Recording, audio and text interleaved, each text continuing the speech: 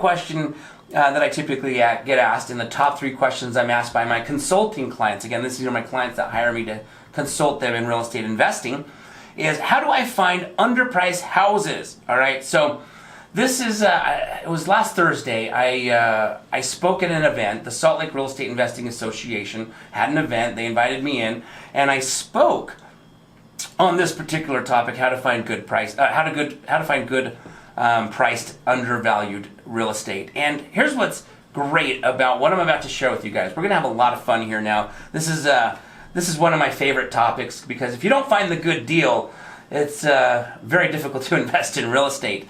And as I mentioned at the beginning of the show, I speak for 2 different companies, one out of Canada, one out of Chicago, where I will fly nationally, and this is one of the topics that's received the best. Everybody wants to know how to find underpriced real estate. And what I'm about to share with you, these investors that come to these events pay thousands of dollars to hear this information, and I'm about to share it with you right now here on K-Talk Radio 1640 AM live. So get your pens and paper out. You're going to want to take notes, because there's going to be a lot of good stuff I'm going to share with you. So the first way that you may want to entertain looking for good priced opportunities, let's just say you're working with a real estate agent. You're going to request for them to set up a hot sheet. Okay, so for those of you that don't know what a hot sheet is basically your realtor will go into the MLS, which is the multiple listing service software database. They'll go online,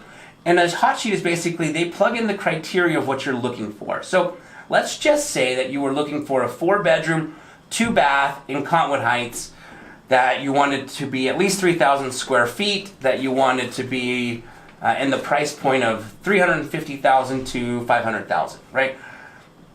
If you're shopping for that type of home, your realtor will go into the MLS, multiple listing service, and put in that information. And then what will happen is every day a property that hits the market that meets that criteria, you'll get an email notifying you, hey, here's a property, then this is what the hot sheet is, here's a property that meets your criteria based off of the requirements that you requested. So we will set up hot sheets in a different way to look for good opportunities to potentially find underpriced valued properties. So the first one is we want to set a hot sheet that triggers an email that sends us deals, opportunities, real estate transactions that are for sale, that have been on the market, days on market, for 90 days, 120 days, 180 days, and 365 days. Okay, so what this means is anytime a property that has sat on the market for at least 90 days,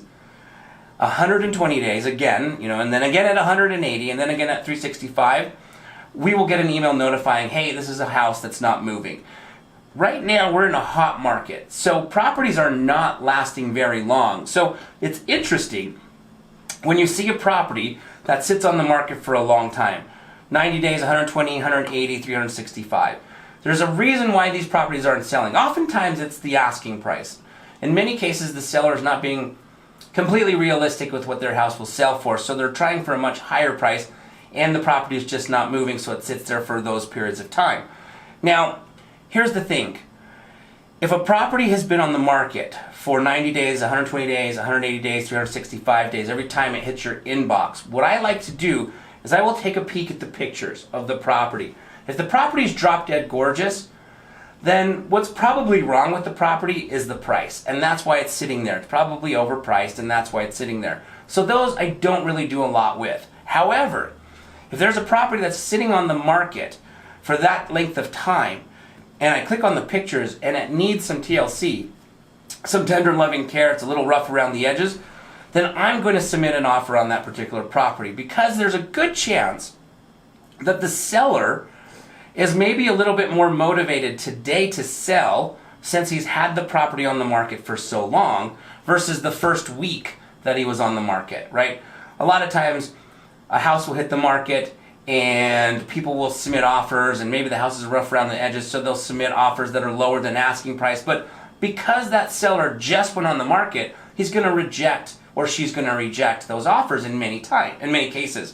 But 180 days later, when no one's submitting offers anymore because that property's old news, and this now seller is starting to lower their price because they're like, oh gosh, it's not selling, and it sat there for so long, and it's rough around the edges, then I'm going to put together my analysis and basically submit that offer to that particular individual. Now, when I say my analysis, whether I'm going to buy it as a flip or buy it as a rental, my analysis is different. If I'm buying it for a flip, I'm working backwards from the price that I'll be able to turn around and sell it once it's all fixed up.